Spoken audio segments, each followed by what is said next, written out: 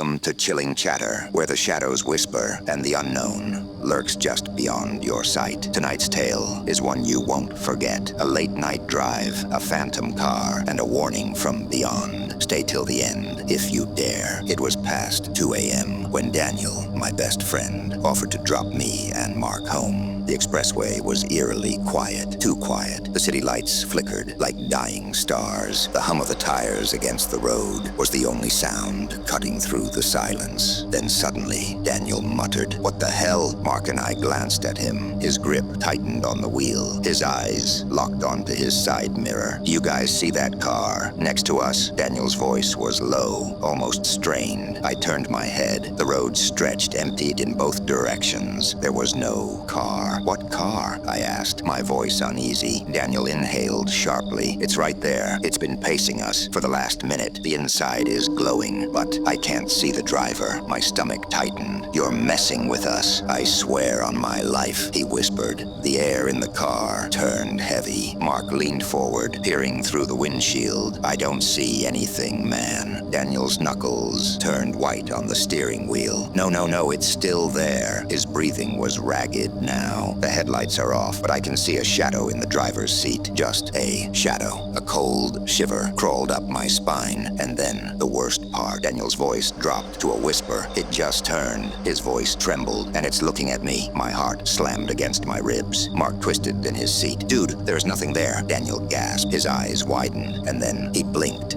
His shoulders loosened. His fingers relaxed on the wheel. Then he let out a nervous chuckle. "Must be exhaustion," he muttered, shaking his head. Neither Mark nor I laughed. We made it home without further incident, but the unease lingered. The next morning, Daniel called, his voice trembling. "Guys, my rearview mirror pendant, it's cracked." My breath hitched. Daniel always had a small religious pendant hanging from his mirror, a family heirloom. Last night, it was perfectly intact. "Maybe you hit it?" Mark suggested, but his voice was uncertain. But I had a sinking feeling. Daniel's voice was barely audible. "No, and that's not all." A pause. "I had a dream last night." Another pause. "I was back on the highway." My skin prickled, and then he whispered, but this time I saw the driver's face. Silence. The seconds stretched, and then the words that made my blood run cold. It was me. Mark and I were speechless. Daniel exhaled, his voice shaking. "I think there wasn't a car following us last night. I think it was a warning. He never took that highway at night again, and neither did we. Was it a hallucination or something sinister? What do you think really happened on that highway?" Drop your theories in the comments, and if you love eerie encounters like this, like, subscribe, and turn on notifications, because Chilling Chatter is just getting started. Sleep tight if you can.